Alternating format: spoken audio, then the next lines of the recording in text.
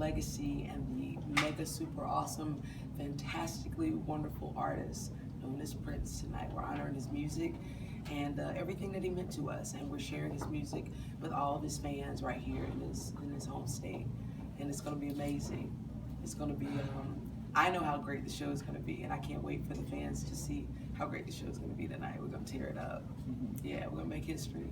That's great. That's great. Can you share some personal memory that you have with Prince that's special to you? Oh wow. Let's see. A personal memory with Prince. The Super Bowl. 2007 was my first big performance with him. I still had hair, and I was in all white. And the morning of the Super Bowl, it started to rain, and it really rained. And we were in Miami. And Prince came in. I said, it's really raining outside, and I've got, thigh-high boots and 5-inch heels, and the twins are there, and we've all got, our twirling around and jumping and dancing. And I said, we're going to change anything about the show? And he goes, we're going to do it exactly like we rehearsed it. And that's what we did. So he just always, he was fearless. He was really, really fearless. And that showed me right there that I was, this is going to be a fun ride. And that was the first big gig that I did with him, was that 2007 Super Bowl. And I knew this was going to be something real special. Yeah. In the rain. Purple rain in the rain. Yeah. What other things surprised you? What was surprising to you about Prince? I guess his sense of humor and really getting to know him as a person. And he was my brother. He wasn't just my band leader. He was my brother, my friend, my mentor. But I guess what really surprised me was just how down to earth he could be. Because, like millions of others, I was a fan. I'm from a small town, Greensboro, North Carolina, and I grew up. My first concert when I was 12 was a Prince concert. And I told him, he's like, oh, don't tell me that, because I was 12 at the time.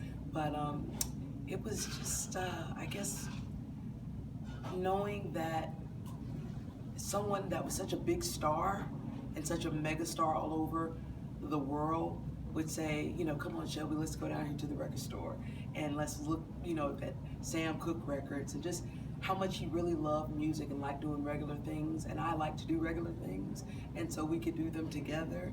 And I think that that's what made us such great friends and gave us that great 10-year friendship, because I'm a country girl, and that's what I brought to the table, and I think he appreciated that simplicity, and how we could just enjoy each other's company.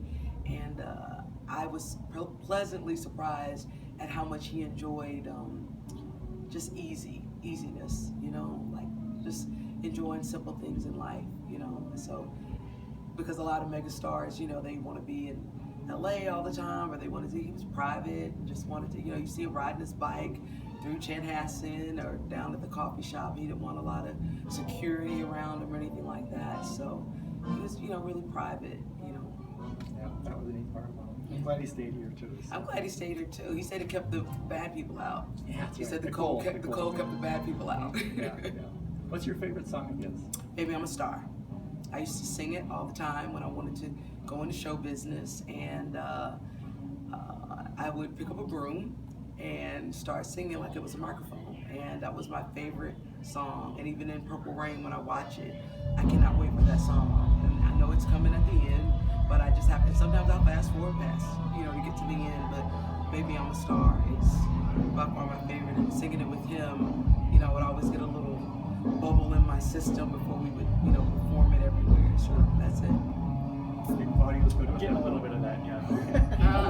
Yeah, I got it. Just because of your I got it. So what do you think his reaction be to the tribute concert? I think he's happy. I felt it when I woke up today. I didn't know how I was going to feel, and he speaks to me. I hear him in my head. I hear him in my dreams. He's still with me all the time, imparting knowledge, and I think he's happy today that all of his friends and family are here, and that his musical family and our tribe from all of these decades, that we're all together playing his music the way he taught us to play it. We only we can play his music like this because he arranged it. It's his music. We rehearse 12 hours a day, so we know exactly what it's supposed to sound like. So I think he's up there going like, y'all go get it. I think he's happy, and I think he's excited that we're all together, and that we can grieve together, we can celebrate his life together, and that we're coming together